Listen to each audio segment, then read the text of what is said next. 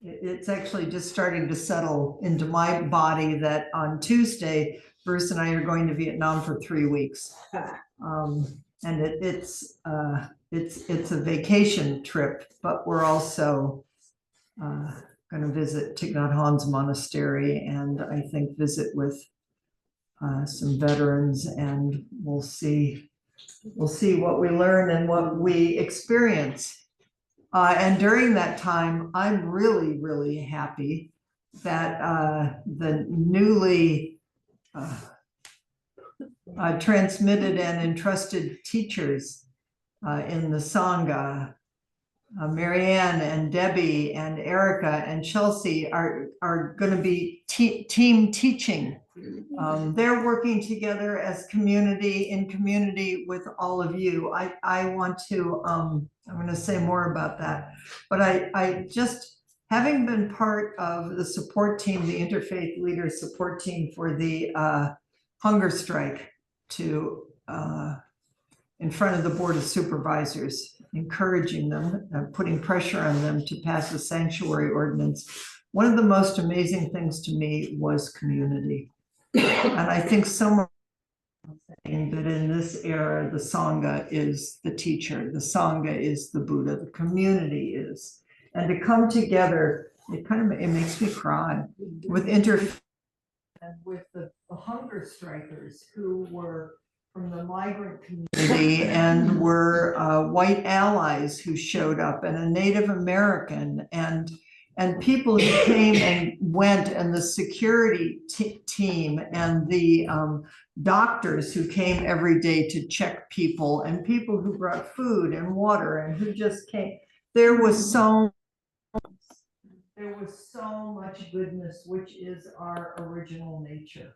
You know, it's like all this crazy stuff is like, this is greed, hate, and delusion. This is the Saha world. And bodhisattvas practice and encourage each other to remember what's true. So I come away deeply inspired by that experience, which will continue because the sheriff came and spoke with people. Some people from the Board of Supervisors came, and they aren't ready. They have a different point of view than the migrant community, but they have agreed to meet with the migrant community once a week and to be in dialogue with an interfaith leader there bearing witness. So, you know, things happen the way they happen. But again, it's community building. So that's all a pep talk for well, I'm in the community in Vietnam doing whatever that experience will be. Please come and support the teachers who we're going to be studying the heart of the Buddhist teachings, transforming suffering into peace, joy, and liberation. This is an amazing core. You want a core Buddhist text that's just this is it, and this is what they're going to be bringing forward. And then on September 7th, I've been missing, although we've been doing other wonderful things, our one-day sittings at Open Sky. We took a little break. We will be back on September 7th, and Debbie and Chelsea are going to be leading the sitting. They're going to be leading the sitting with all of you because they can't lead a sitting unless you guys show up. So please, community, sit together. That's the point of all of this, is practice together, support each other, wake up together. And as we do it, it spreads and spreads. And that's what bodhisattvas do. When I get back, we will be turning or continuing to turn towards becoming yourself, the Suzuki Roshi text, and there's a whole section in here on the precepts. I have been for years, actually. I love to go to David Chadwick's Crooked Cucumber site, and there are many, many Suzuki Roshi lectures there that are unedited, and they're my most favorite because they a lot of, in parentheses, they say laughs. He laughs a lot, but you also get to sort of understand how he spoke, and what a mystery it is that this whole thing happened. And the precepts lectures, many of them are in here. So we're going to focus on those when I get back, which will be about a month. And then October 11th will be the opening of the practice period. Rachel is our Shuso, which I am so, makes me cry. I'm so happy, Rachel Gardner. And we're going to be studying the Avatamsaka Sutra, which is one of my most favorite. It's extravagant, over the top, not surprised. I love it. And it's, anyway, we'll dive into it, and it will, I hope, bring us joy and encouragement in a time when we need it. Chris, So is it on the website somewhere which translation or which text will be sent? Actually, we need to get that. Okay. Ellen, wherever you are, I'll send that, because in the September newsletter, the application will be there. Just what the practice period is. We need to get the translations up for that. And please, everybody, practice period is about community. It's when we come together and we practice really deeply and focused, and you don't have to like kill yourself or to do this or turn into a monastic, or this is really meant to be able to practice in your life and to feel the support of Sangha and community. So think about how you can join in a way that works in your life and that enhances and deepens your practice, because your commitment to the practice period is personal. It's up to you. Okay.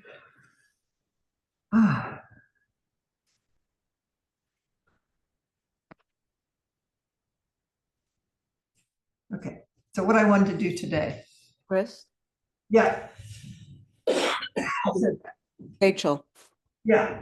Hi, Rachel. Hi. Would you ask people please to register online for the September they sit as soon as they can, so we have a sense, because we don't have any registrants. Or maybe we have a few, but anyway, it would be great to have people actually sign up for it so we can plan the day. Please sign up. We just sent out all the information and the link. Please sign up, because that really helps everybody. Most importantly, the Enos. We also have a lost Rakasu, which we're tracking down from the wonderful ceremony on Tuesday. It doesn't look like anybody's jumping up and down that we found your Rakasu, but we are going to track it. We are tracking it. So I want to bring forward part of becoming yourself today. We were doing way-seeking mind talks, and at the very end of the book, there's a chapter in here called "Why I Came to America." Suzuki Roshi. And I was telling Bruce about it this morning, and he said, "Isn't that in Crooked? Is it in Crooked Cucumber?" I mean, there's a whole book biography of Suzuki Roshi, and I don't know. I didn't look. I didn't have time. But I want to read it. And usually when I read things, I edit it so that, I'm not just mostly so you guys don't fall asleep. But I looked at this and I can't edit it. So so this feels like a community storytelling of, you can each read it. I mean, you may get the book, but there's something about reading it out loud and hearing it together, that this is Suzuki Roshi's story. And then what does this have to, it feels like this is his way-seeking mind talk, or a way-seeking mind talk. So what does he have to say about how he came here and therefore how we came to be here? Okay, you game? Yeah. Okay, and hopefully we'll have time at the end. The heading is "Why I Came to America. What I want to establish here is Buddhism in some pure form." So let's listen. So what is Buddhism in some pure form? What's he talking about here?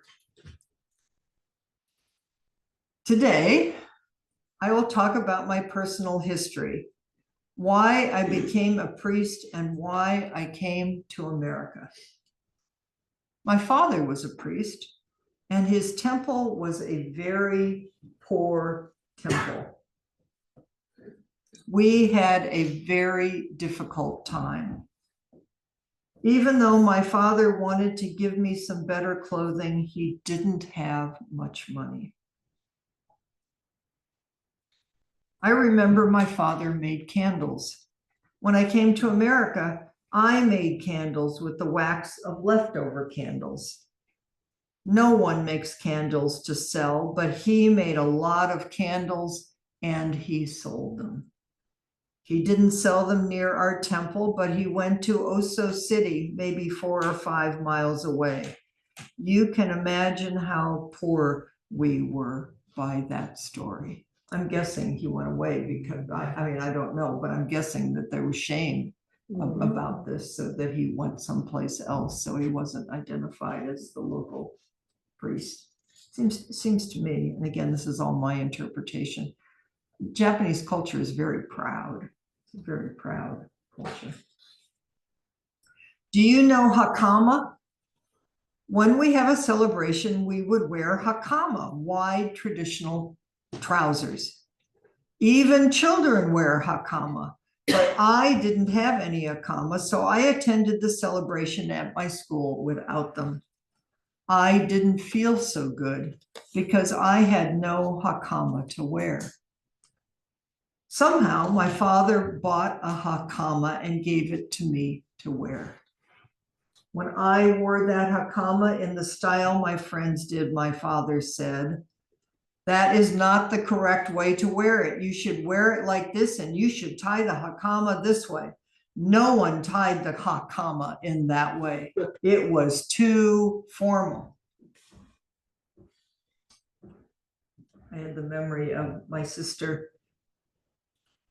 Maybe this will bring up is that she used to get all dressed up to go off to school the way my parents made her, thought was the way she should get dressed up to go off to school, and then she would go hide in the bushes and she'd change into her, her black clothes and her makeup and her, and yeah, I mean, we all find ways to navigate these things. Even though our temple was very poor, there was a big gate. As soon as I got out of the gate, I untied the hakama and tied it as my friends did, not knowing that my father was watching me. He was very angry with me.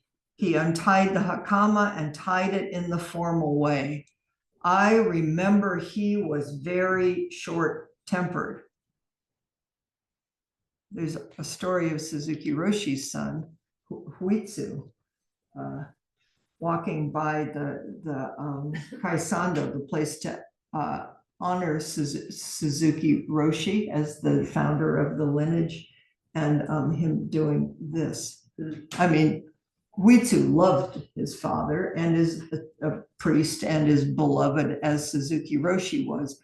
But I think, these things get passed along karmically. There was a lineage of anger in this family. There's a lineage of anger in my family. We get what we get and then we practice with it. I noticed he was running out of the temple after me with a stick or something, and I started to run. With great effort, he had bought a hakama for me, but I didn't appreciate his kindness so much and had untied the hakama and changed the style. I think that is why he was so angry. I think I understood how he felt. The background of this kind of difficulty for priests was the policy of the Meiji government. I'm not sure I'm saying it's right. It's M-E-I-J-I, Meiji government. I'm asking Marilyn. At the time my father was born, most Buddhist temples were destroyed, and the property that belonged to Buddhist temples was offered to Shinto shrines. Before the Meiji period, a Shinto shrine and a Buddhist temple were on the same site, with a Buddhist taking care of the Shinto shrine. Little interfaith here. but the policy of the Meiji government was to make Shintoism the national religion. So I was reading this. There are echoes, it seems to me, of things that are happening in our current time. They took away the property that belonged to Buddhist temples and made them the property of Shinto. Buddhists lost almost all their property at that time. My father told me things that happened in various Buddhist temples. For instance, there was a big shrine called Hattasan near my temple. You can correct my pronunciation anytime. Hattasan. Hattasan, near my temple.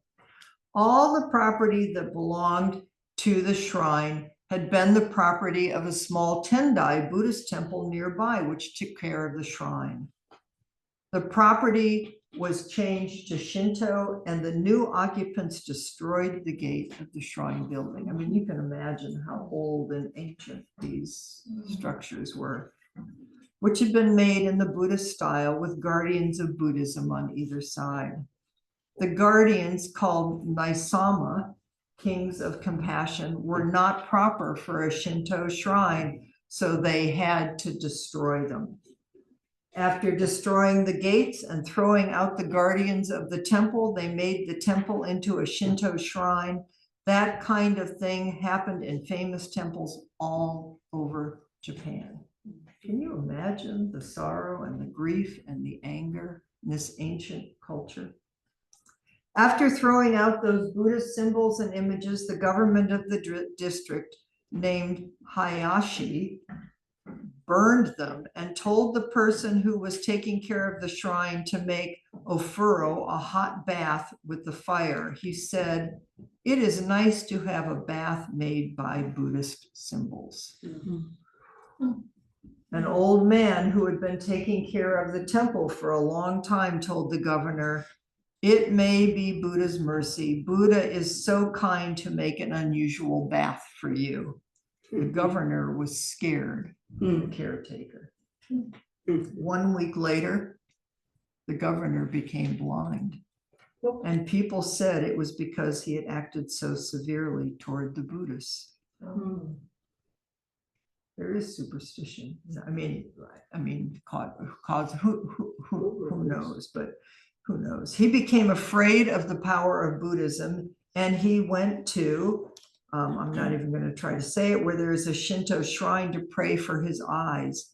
Every day he took hot baths and prayed for his eyes. Suzuki Roshi says, "This is a famous story that people told at that time. As I was very young, I was impressed by that kind of story." And he goes on to say, "My friends sometimes made fun of me. I had no money to go to the barber, and my father didn't have money to buy a clipper, so he would shave my head with a razor."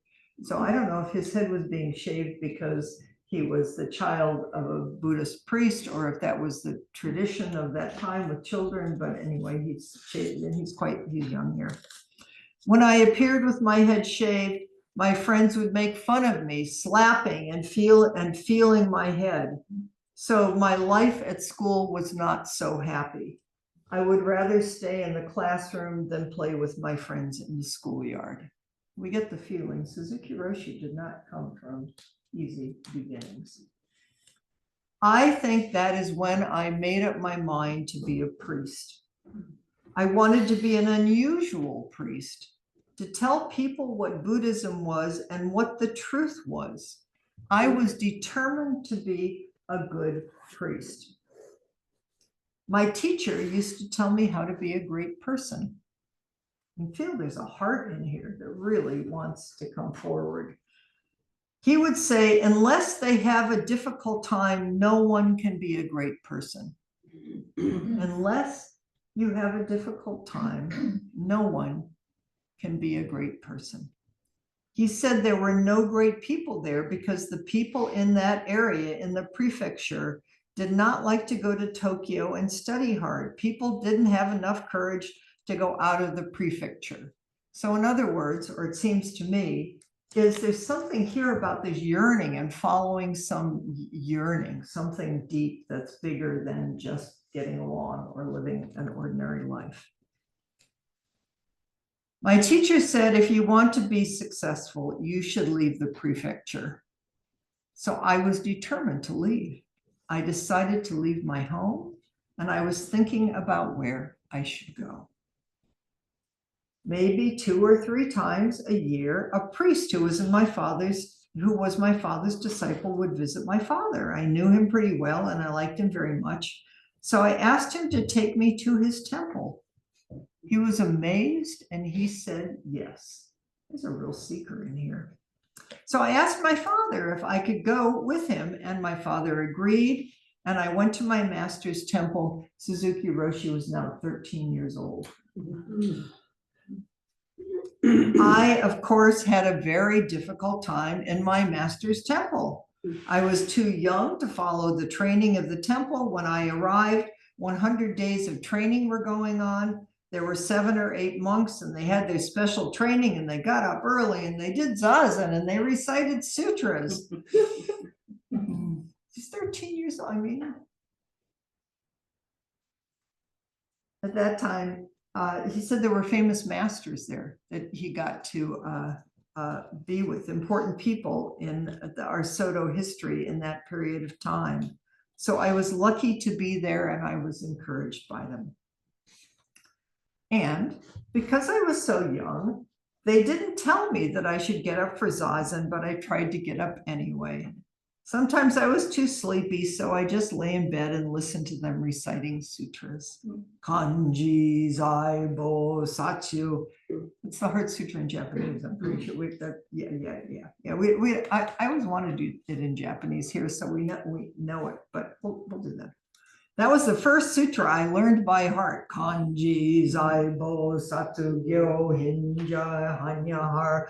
It was quite easy to recite it is quite easy to recite a sutra if you listen to it when you were quite young. You don't need any instruction. Without anyone telling you how to recite the Prajnaparamita Sutra, the Heart Sutra, you can recite it. I feel like I'm really lucky because I grew up when I was young at Zen Center, not that young, but I was in my 20s, and every day you just go down to the Buddha Hall and you recite all these sutras. And now I'm amazed how deeply they're in my body. And you all, they're in your body too. It kind of sneaks up on you. At that time, my enemy was those people who had made fun of monks and Buddhists and young trainees. So he knew he had enemies. The fundamental religious policy of the government was to make Buddhism weaker and to make Shinto powerful as the national religion. And maybe that is why we had pretty good priests under the Meiji government. In other words, when it's hard, you have to dig deeper and you have to think about what's really important here. I feel like that's happening with me. Is that happening with you? What are we doing here? What's really important? They were well trained by the wrong policy of the Meiji government. Sound familiar? Buddhists at that time suffered a lot, directly or indirectly. But until I understood the history and policy of the Meiji government, I was rather angry with the people who treated me so badly. I think that is the reason why I became a priest, and it is also the reason why I came to America. After I studied and learned why we had a difficult time, I could let go of antagonism towards people. In other words, keep looking what's really going on here. Study it all the way through, and the anger dissolves and something else happens. I had no more antagonistic feeling against them. My problem was how to make them understand the Buddhist way, which I found almost impossible. I almost gave up.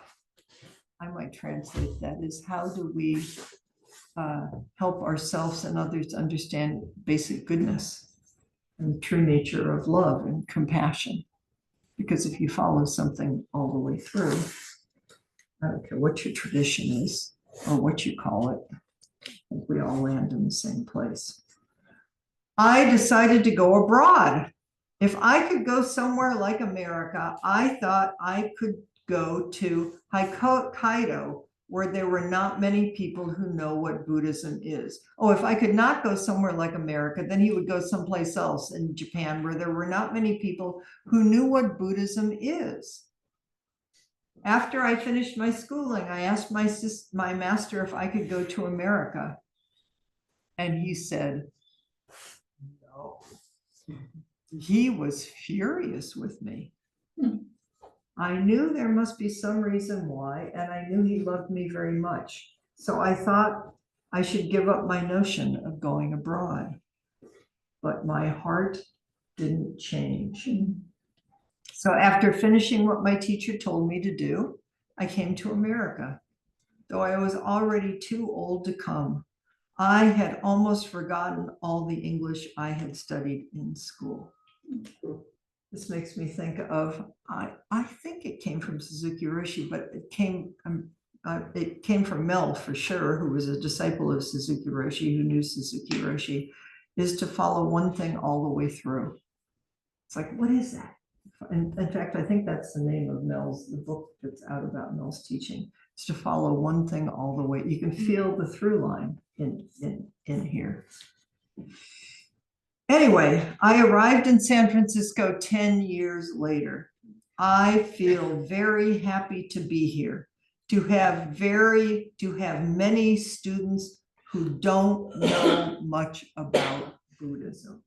I'll read that again. I feel very happy to be here, to have many students who don't know much about Buddhism.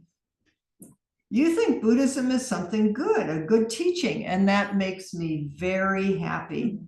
When you have a preconceived idea about Buddhism, like some people in Japan, you misunderstand it and you would not become a Buddhist. Maybe I am very critical of the old style of Buddhism. I was always curious about why people did not like Buddhism, so I was also very critical of the Buddhist way. Isn't that interesting?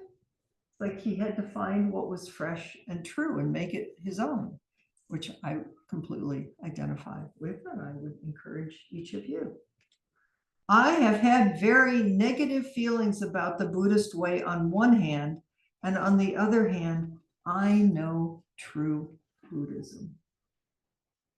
I have not had much time to study Buddhism in a scholarly way.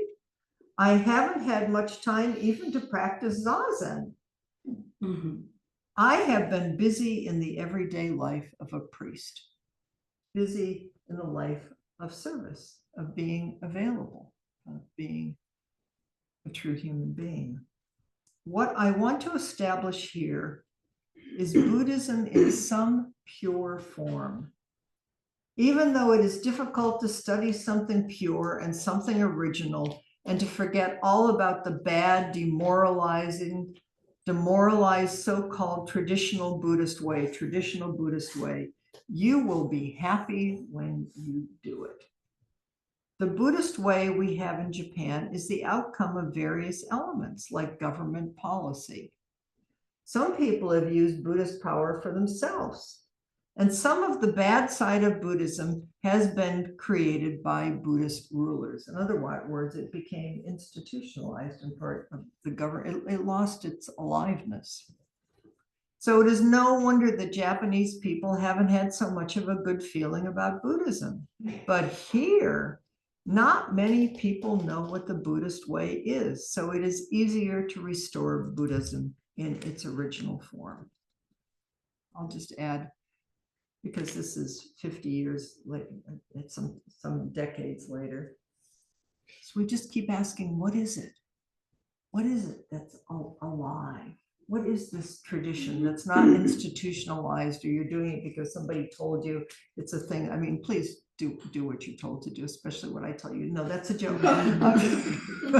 But what's he talking about here?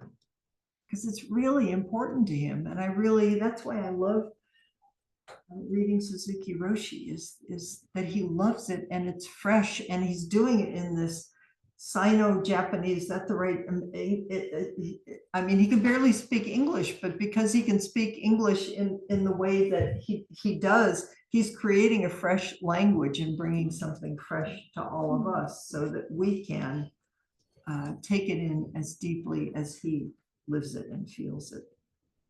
Right now, I regret that I didn't study Buddhism more deeply and more widely, but I think you will study our way more freely and more deeply and more widely. That is my hope. I don't think I can do it, but my successors will. That's us. This is the kind of feeling most monks and priests my age have. Not only me, but almost all the priests my age have it. So out of the hard times came a new generation that wanted to live it truly. I hope you will have various supporters. If you become sincere enough and pure enough to study Buddhism for the sake of Buddhism, not for the sake of yourself or the sake of fame or for some gaining idea, if you study it for the sake of Buddhism or for the sake of truth, you will have many supporters. I'm going to read that again. He uses the word sincere often. If you become sincere enough and pure enough to study Buddhism for the sake of Buddhism, not for the sake of yourself or for the sake of fame or for some gaining idea, if you study it for the sake of Buddhism or for the sake of truth, you will have many supporters. Not only American people, but also Japanese people will support you, even though you are not so successful right now. They were probably, I don't know if Zen was founded at this point. Anyway, it was very young. I think you will have many friends. I am quite sure.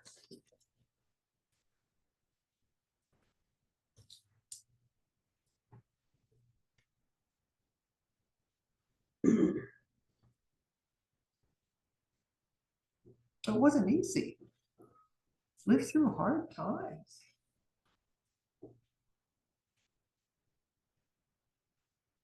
So maybe we have a little bit of time. Let's just get in groups of 3, anything that arises from this. But what does Buddhism mean to you? I mean, what is it that's alive or essential? I mean, what is it? What's the language that you would use to follow one thing all the way through? And you can call it Buddhism, or you can call it your deepest heart's yearning, or whatever, because that's part of the language too. So in your own way, what does all of this mean to you in this moment, which will keep opening and evolving? Okay, good enough. And I'll put people on screen in groups of 3, and you'll have maybe 10 minutes. Okay, go for it. Find people